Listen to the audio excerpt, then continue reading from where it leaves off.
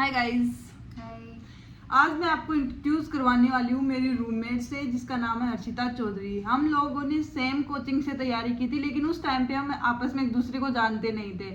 और हमारा coaching same होने के साथ हमारा हॉस्टल भी सेम था। पर हॉस्टल सेम तो था, पर हमने मतलब कभी बात देखे नहीं थे वैसे। हाँ। पता नहीं था कि मतलब जानते नहीं थे। और अब तब तो ऐसे लगता था कितने रूड है एक दूसरे को देख के, ऐसे फील आता था कि मैं तो इससे कभी बात नहीं करूंगी। मेरे को और जो मेरी फ्रेंड्स थी उनको बस ऐसे था कि मतलब इसकी हाइट थोड़ी ज्यादा है ना तो ऐसे लगता यार वो एक लंबी सी लड़की है ऐसे पता था बस। और तो मैं भी मेरे फ्रेंड्स के साथ रहती थी, तो इनका उतना मेरे बजाय हमें देख के ऐसा लगता था कि यार कितनी रूड है। उस टाइम पे पहली बार देखते ना, तब कोई भी अच्छी दोस्ती तभी बनती है जब पहला इंटरेक्शन थोड़ा ऐसा ही रहता है। तो गाइस हम सेम हॉस्टल में थे और हमारा बिल्कुल प्लान सेम रहता था। हम कैसे पढ़ते थे, हम बिल्कुल हमारे सीएलसी के जो बॉस थे उनको फॉलो करते थे। और इसकी जो फ्रेंड थी हम उसको जानते थे, उससे हमारी बात होती थी, पर इससे कभी नहीं हुई हमारी। फिर हमारे जब एग्जाम हुआ तो रिजल्ट आया। रिजल्ट आने के बाद हमारे मार्क्स सेम सेम थे, तो सीएलसी का ग्रुप था कि इस रेंज में कितने बच्चे आ रहे हैं, उन्होंने ग्रुप बना दिया था। तो हम वहां से कांटेक्ट कर लिया हमने, और उसके बाद ऐसे थोड़ा बहुत तो जानते ही थे। फिर मतलब पूछ लिया कि हाँ। मतलब कहाँ से है और कितने मार्क्स आए हैं। तो फिर जब काउंसलिंग स्टार्ट हुई हमारी, तो सेम ही जो कॉलेज सीक्वेंस था कॉलेजेस का, वो सेम ही किया। उसकी वजह सेम से किया तो हम लोगों को भी सेम कॉलेज मिली और सेम राउंड में मिली। और हम आज सेम रूम में, सेम हॉस्टल में, सारे कॉलेज मतलब सेम है। तो गाइस मैं बताती हूँ, तुमने फिजिक्स में क्या सोल्व किया था? ईमानदार से बताना, मतलब कुछ भी झूठ मूठ नहीं। पहले स्टार्टिंग में तो जो कोचिंग की मॉड्यूल थी वो सोल्व की थी। फिर बाद में मतलब जो हमारे डायरेक्टर थे कोचिंग के, उन्होंने बोला कि यूएसएस मतलब फिजिक्स के लिए बहुत अच्छी है। तो हमने फिर सभी ने यूएसएस सोल्व की थी उस हॉस्टल में। अब हम पूरी कोचिंग का हमें नहीं पता, लेकिन उस हॉस्टल में 99 बच्चों ने यूनिवर्सल सोल्व की थी। और हमारे हॉस्टल से कितने बच्चे सिलेक्टेड थे? हाँ, लगभग 80% जो हमारी गर्ल्स हॉस्टल थी, गर्ल्स हॉस्टल था, उसमें जितनी भी गर्ल्स, उसमें 80% गर्ल्स का सिलेक्शन हुआ है। लिटरली मतलब ऐसे पता चला कि इसका भी हो गया, इसका भी हो गया, ऐसे देखा था तो सबका ही हो गया हमारा, क्योंकि हम रिपीटर बेस था वो। और मतलब फिजिक्स से ज्यादातर रिपीटर बच्चों की वीक होती है, तो फिजिक्स वैसे सॉलिड कर ली थी। और केमिस्ट्री में क्या क्या था आपने?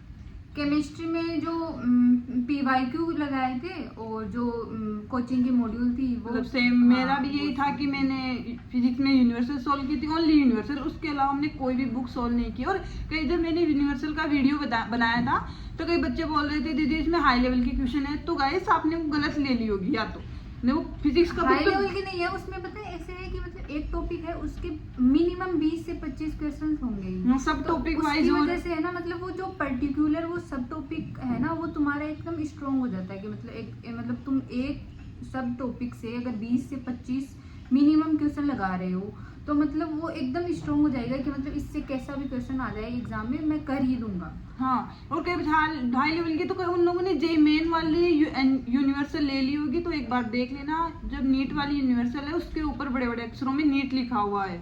और जो हिंदी मीडियम के बच्चे हैं जो एरएलएस लेना चाहते हैं, उनके लिए भौतिकी लिखा हुआ होता है, भौतिकी एरएलएस, वो हिंदी मीडियम की होती है। तो गाइस, और बायो में क्या क्या था तुम? बायो में करना है एनसीईआरटी अच्छे से पढ़ो, और फिर बाद में पीवाईक्यू देखो तीनों सब्जेक्ट के करने हैं। सबसे पहले स्टार्ट ही पीवाईक्यू से करना है, क्योंकि बाकी चाहे क्वेश्चंस रह जाए, पर पीवाईक्यू से हमें बेसिक आइडिया हो जाता है कि मतलब एग्जाम में कैसे क्वेश्चंस आते हैं। तो हम पहले प्रिपेयर हो जाते हैं कि मतलब हमें किस टाइप के क्वेश्चन सोल्व करने हैं। फिर बाद में आओ तो एक्स्ट्रा टाइम मिले तुम्हें, तो फिर मॉड्यूल्स पे चले जाना, जो कोचिंग की मॉड्यूल्स है। और जो पेपर दे रहे हो ना, तो ऐसे नहीं कि पेपर बाद में आके मतलब पेपर दे दिया तुम लोगों ने और उसको देखा ही नहीं है। ये बिल्कुल नहीं करना है। तो जो कोचिंग वाले पेपर ले रहे हैं तुम्हारा, वो आके मिलाओ पहले कि मतलब कितने सही हुए हैं, कितने गलत हुए हैं। जो गलत हुए हैं उनको पहले ही देख लो उसी टाइम पे कि कौन कौन से गलत क्वेश्चन हुए हैं और क्यों हुए हैं क्वेश्चन ना। तो अगर वो तुम्हें अपने से आ रहे हैं, कई बार होता है कि हमें एग्जाम टाइम में प्रेशर की वजह से नहीं आते, पर बाद में जब हम रूम पे जाते हैं तब हमें वो मतलब आते हैं कि यार ये तो इतना ईजी था। हाँ, तो तुम लोगों ने जब नोट्स पढ़ लिए होंगे तीनों सब्जेक्ट के, फिजिक्स केमिस्ट्री बायोलॉजी, तीनों के अगर पढ़ लिए, उसके बाद में तुम्हें तीनों में सबसे पहले करना क्या है, पीवाईक्यू लगाने हैं कि तुम्हें उससे बेसिक आइडिया हो जाएगा कि एग्जाम में कैसे क्वेश्चंस आते हैं और किस तरीके से हमें प्रिपेयर करना है। उसके बाद में जाना है तुम्हें, जैसे फिजिक्स में यूएसएस कर लो, केमिस्ट्री में कोचिंग की मॉड्यूल दी हुई है वो कर लो, और बायो के अंदर भी मॉड्यूल कर सकते हो तुम लोग, है ना। और फिर बाद में अगर जो क्वेश्चन नहीं आ रहे हैं उनको एक बार खुद से ट्राई करो कि मतलब क्या पता आ जाए। कई बार होता है कि फर्स्ट टाइम हम अटेम्प्ट करते हैं तब वो आता नहीं है, फिर बाद में आ जाता है, तो एक बार खुद से कर लो। फिर अगर नहीं आ रहा तो तुम्हारा फ्रेंड सर्किल है उनसे पूछ लो। हाँ, अगर उन्हें आ जाए, क्योंकि देखो कोचिंग में जाके टीचर से पूछोगे तो थोड़ा टाइम भी लग वेस्ट जाता होता है ना जाने में और वहाँ पूछने में, और थोड़ा मतलब क्या पता तुम्हारा नंबर ना आए, बाकी बच्चे भी तो और भी रहते हैं बहुत वहाँ बच्चे होते हैं, पे, डाउट तो काउंटर नंबर आना पड़ता है अपने क्या? फ्रेंड से पूछ लो। अगर उनको भी नहीं आ रहा है तो फिर बाद में तुम लोग जब भी तुम्हारा डाउट काउंटर का टाइम है तो उस टाइम पे जाके एक साथ पूछ लेना। ऐसे नहीं कि तुम्हारे पास एक डाउट आ गया तुम उसे जाके पूछने लग गए, तो उसमें मतलब एक टाइम टॉपिक बहुत का पूरा कर लो, ज्यादा फिर खराब हो कर जाएगा। लेना डाउट। तो मतलब मतलब तुम्हारे पास ऐसे इकट्ठे हो गए क्वेश्चंस तो वो जाके पूछ लो टीचर से, बस। और यही है ना कि कई बच्चे बोलते हैं कि दीदी आपका शेड्यूल क्या था। हाँ, और एक बात और कि जब तुम कोचिंग का मॉक टेस्ट दे के आओ तो उसके बाद में पेपर देख लेना कि आंसर की से मैच कर लेना कि कौन से सही हुए कौन से गलत हुए हैं। जो गलत हुए हैं उनको देख एक साइड में रख लेना कि ये हाँ कि मतलब मेरी उन्हें गलती सर्कल कर लेना एक क्या तरीके से। गलती थी। एक बार ये होता है कि मतलब हमें आते हैं पर फिर वो टाइम वहाँ पे थोड़ा स्ट्रेस की वजह से हमें गलत मतलब कर गलत देते हो हैं। जाता है, तो वो लोग वो कर सकते हो तुम, है ना। और अगर जो फिर आ ही नहीं रहे हैं उनको साइड में रख लेना, वो अपने दोस्तों से पूछ लेना। अगर उन्हें नहीं आ रहा तो फिर फैकल्टी से पूछ लेना डाउट काउंटर पे आगे कभी भी। ये फ्रेंड सर्कल का ऐसे था कि हमारे भी डाउट आते थे, हम सीधे डाउट लेके देखो एरर सोल्व करते थे, तो उसके जब नहीं आता था तो हम उसमें देख लेते पीछे आंसर की हुई होती है, मतलब आंसर की होती है उसके बाद क्वेश्चन सॉल्यूशन किया हुआ होता, वहाँ देख लेते। फिर वहाँ से भी समझ नहीं आया तो वो अपने फ्रेंड सर्कल से पूछ लेते थे क्या तुम्हें आता है, तो फिर वो बता देते थे आता था, तो नहीं आता तो कि नहीं आता, फिर हम साथ ही डाउट पूछने चले जाते थे। मतलब हाँ, इकट्ठे हो गए क्वेश्चन, मतलब उनके उसके भी क्वेश्चन इकट्ठे हो गए, मेरे भी क्वेश्चन इकट्ठे हो गए, साथ पूछने चले जाते थे। और कई बार वो ऐसे होता है कि मतलब जैसे 5 क्वेश्चन हमारे को नहीं आ रहे हैं तो कई बार ऐसे होता है जो हमें 5 नहीं आ रहे वो उनको आते हैं, और कई उनको जो नहीं आ रहे होते वो हमें आ रहे होते हैं, तो आपस में वैसे हो जाते हैं, मैक्सिमम क्वेश्चन हो जाते हैं सोल्व, पर थोड़े बहुत 2-4 बचते हैं ना, वही बचते हैं सभी के, तो वो 2-4 इकट्ठे मतलब सभी में से इकट्ठे होके अगर 5-10 क्वेश्चन हो जाते हैं तो फिर वो जाके पूछ लो। हाँ, टाइम वेस्ट नहीं होगा तुम लोगों का। और बच्चे पूछ रहे दीदी आपका शेड्यूल क्या था। गाइस मैं बताती हूँ, हमारी कोचिंग मतलब हमारा पर्टिकुलर क्या मतलब शेड्यूल रहता था। देखो सुबह हम उठते थे, मतलब 6:30 बजे के आसपास उठते थे, नहाते धोते थे और कोचिंग चले जाते। 7 बजे हमारी कोचिंग होती थी, नाश्ता वगैरह करके हम 7 बजे कोचिंग चले जाते थे, जितना जल्दी हो सके उतना जल्दी। कोचिंग जाने के बाद हम वहाँ से 1:30 बजे फ्री होते थे। फिर हमारी कोचिंग पास ही जस्ट मेस था पास में, फिर खाना वाना वहाँ पे खाते थे, फिर 2 बज जाते थे, फिर थोड़ा रेस्ट करते, 2 से 3 रेस्ट कर लेते थे, फिर 3 से 6-7 तक हम पढ़ते थे। फिजिक्स के मैं तो क्वेश्चन लगाती थी पूरे, फिर जितना, क्योंकि फिजिक्स मेरी वीक थी, मुझे फिजिक्स कवर करनी थी, तो मैं तो ट्यूशन लगाती थी। फिर उसके बाद मेस स्टार्ट हो जाता था तो मैं खाना खा के आ जाती थी। फिर हमारी कोचिंग में कैंप लगता था, यदि कैंप नहीं जाती थी मैं तो उस दिन क्या करती थी कि 2 घंटे में फिर उसके बाद बायो पढ़ लेती थी, मतलब 8 से 10 तक, फिर 10 से 1 बजे तक मैं केमिस्ट्री कर लेती थी। इससे मेरे सारे टॉपिक भी हो जाते थे और मैं रिवाइज भी कर लेती थी, मेरे बैकलॉग भी नहीं रहता था, मतलब बहुत अच्छे से तैयारी चल रही थी मेरी। तो गाइस यदि आपको भी ऐसा ना कि टाइम मैनेज नहीं कर पा रहे हो तो गाइस देखो टाइम मैनेज तो तुम्हें करना होगा, सिलेक्शन चाहिए तो पढ़ना पड़ेगा। और ऐसे नहीं है कि मतलब तुम लोग ऐसे सोच लो कि यार ये 5 दिन मैं बायो पढ़ूंगी, ये 5 दिन हाँ, ये 5 दिन फिजिक्स पढ़, नहीं ऐसे नहीं। देखो तीनों सब्जेक्ट साथ में लेके चलो, क्योंकि वो फिर क्या बोलते हैं, ऐसे लगता है कि यार वो 2 तो पढ़ ही नहीं रहे हैं, तो वो हाँ मतलब अंदर से फील आता है आउटपुट कि नहीं हो हाँ, आ पाता उतना कि यार मतलब ऐसे मतलब बोरिंग सा हो जाता है कि फिजिक्स पढ़ रहे हो तुम लोग, उतना मन भी नहीं करेगा। ऐसे तीनों कुछ चीजों को एक साथ लेके चलो तभी हो पाएगा।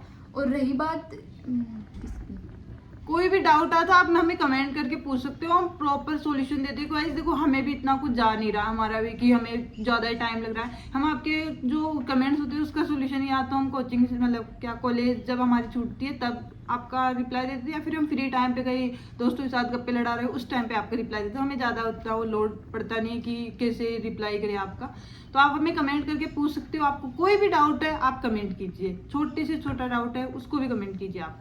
और रही बात जो लोग मतलब विद 12th है या फिर जो फ्रेशर जो मतलब 12th में पढ़ रहे हैं, उनके लिए है कि तुम लोग फिजिक्स में नोट्स पढ़ सकते हो, है ना, थोड़ा सा टाइम दे सकते हो, फिर बाद में उसको क्वेश्चन सोल्व करो। और जो बच्चे ड्रॉप ले चुके हैं 1 या 2 मतलब या इससे भी ज़्यादा, वो लोग है ना मतलब नोट्स पढ़ने में बहुत कम टाइम लगाया करो तुम्हें, क्योंकि तुम्हारा बेसिक लगभग क्लियर हो चुका होता है, बस तुम्हें ज़्यादा से ज़्यादा क्वेश्चंस करने हैं, जिसकी वजह से मतलब तुम्हें एकदम मतलब एक्सपीरियंस हो कि यार कैसे क्वेश्चन हमें करने हैं, कैसे वहाँ पे आएंगे, तो उसकी वजह से तुम्हारा मतलब स्ट्रॉन्ग हो जाएगी वो सब्जेक्ट। क्योंकि फालतू में टाइम वेस्ट तो करना नहीं है कि यार एक तुम लोग एक सब नोट्स लेके बैठे, फिजिक्स में नोट्स लेके बैठने का क्या फायदा, क्या सेंस है। और देखो जब फिजिक्स में क्वेश्चन सोल्व करते हैं और हमें क्वेश्चन नहीं आता तो हम नोट्स देखते हैं कि यार ऐसे क्वेश्चन कैसे बनते हैं, तब वो थ्योरी भी समझ में आती है हमको कि अरे यार इस थ्योरी में ये लिखा हुआ है, इससे ऐसे क्वेश्चन बनते हैं। तो क्वेश्चन ज्यादा सोल्व करो आप, दिमाग में ये होना चाहिए कि फिजिक्स पढ़ रहे हो मतलब तुम क्वेश्चन कर रहे हो। फिजिक्स का तो सीधा सिंपल सा, और बुक बहुत इजी है, कोई उसका हाई लेवल नहीं है, बहुत अच्छे सोल्व करो। हमारी पूरी कोचिंग करती थी यार उसको सोल्व, खुद बॉस ने बोला था जो हमारे डायरेक्टर थे कि जो कितनी बड़ी कोचिंग है आज के 1998 में कुछ की खुली हुई है, तब की वो कोचिंग है, तब की ये बोल रहे हैं कि तुम हमारी कोचिंग के मॉड्यूल मत करो, जो इतनी हाई लेवल की कोचिंग, वो बोल रहे कि तुम मॉड्यूल मत करो, तुम ओनली वो बुक कर लो, क्योंकि मुझे पता है नीट का लेवल क्या ही है। और तो कोई बोले कट ऑफ आई जा रही, कट ऑफ आई जा रही है, मतलब पेपर हार्ड आ रहा है तो कट ऑफ भी तो कम जा रही है ना। तो उस तरीके से लोड मत लो कि यार कैसे होगा, फालतू चिंता करने की जरूरत ही नहीं है, मस्त अच्छे से पढ़ाई करो। और टाइम टेबल कुछ नहीं होता है, टाइम टेबल मैंने बताया, मेरा तो ये सीन था। एंड हर्षद तुम्हारा कैसा था? मेरा भी यही था कि मतलब नॉर्मल कोचिंग से 1:30 पे आते थे, लंच करके आते थे उसके हॉस्टल, उसके बाद में 2 से 3 आराम से मतलब रेस्ट कर लेते थे। बाद में देखो कोई भी सब्जेक्ट ले सकते हो तुम लोग, ये फिजिक्स ले रहे हो तो फिजिक्स 3 घंटे फिजिक्स ले लो, है ना, 3 से 6 तक। अगर बायो ले रहे हो तो बायो ले लो या फिर केमिस्ट्री लो, कुछ भी ले लो, पर तीनों को तीनों सब्जेक्ट लेके चलना है ना। फिर बाद में 6 से अगर तुम रेस्ट लेना चाहो तो ले सकते हो, या फिर कंटिन्यू करना चाहो तो 6 से 8 बजे तक या 9 बजे तक एक सब्जेक्ट कर लो, फिर 9 से लेके 12 तक कर लो। तुम लोग चाहे 12 बजे सो जाओ, चाहे उसमें कोई दिक्कत वाली नहीं है कि मतलब लेट नाइट तक हम उठ के पढ़ेंगे, फिर बाद में वो हो जाता है ना कि सुबह फिर उठ नहीं पाते हैं ना। और फिर कोचिंग में भी उतना वो प्रोडक्टिव नहीं होता, यदि हम रात तक लेट तक पढ़ते हैं तो वो फिर क्लास में नींद आती हुई रहती है, फिर क्लास का नहीं समझ पाते। क्लास का नहीं समझोगे तो फिर ट्यूशन कैसे होंगे नेक्स्ट डे? ये तो है नहीं कि मतलब एक दिन की प्रोसेस है कि मतलब एक दिन तुम लेट नाइट तक आराम से उठ जग के पढ़ लोगे और फिर नेक्स्ट डे आराम से मतलब पेपर कराओगे, ऐसे तो है नहीं। पूरी 1 साल की होती है तो उसमें मतलब तुम्हें प्रॉपर नींद भी लेनी होती है। तो 12 बजे सो जाओ, 6 बजे नहीं तो चलो कईयों से 6 बजे नहीं उठा जाता तो 7 बजे उठ जाओ, पर इतना तो उठ ही जाओ, है ना, तभी तुम्हारा हो पाएगा बेसिक रूटीन। वरना तुम कई बच्चे होते हैं जो 3 बजे तक पढ़ते रहते हैं, फिर सुबह 9 बजे तक उठते हैं, फिर वो प्रोडक्टिव भी नहीं हो पाता, पूरा टाइम ऐसे लगता है मतलब कि यार कि कितना लेट उठे हैं, थकान आती है, ज्यादा सोते हैं तो फिर सुबह लेट तक सोते हैं तो थकान सी फील होती है पूरे दिन। तो ये नहीं करना है बहुत अच्छे से, एक दिन का काम तो है नहीं, पूरी साल आपको करना है। तो पूरी साल आपको कैसे करना है ये हमने आपको बता ही दिया है। तो गाइस बहुत अच्छे से पढ़ाई करनी है। यदि आज तुम चाहते हो कि तुम सिलेक्टेड बच्चों में काउंट हो तो तुम्हें बहुत मेहनत करनी पड़ेगी, दिन रात एक करना पड़ेगा। हम कोचिंग से जाते हैं, हमारी कोचिंग में ऐसा था कि कैंप लगता था रात को, जिसमें हम वहाँ बैठ के पढ़ते थे।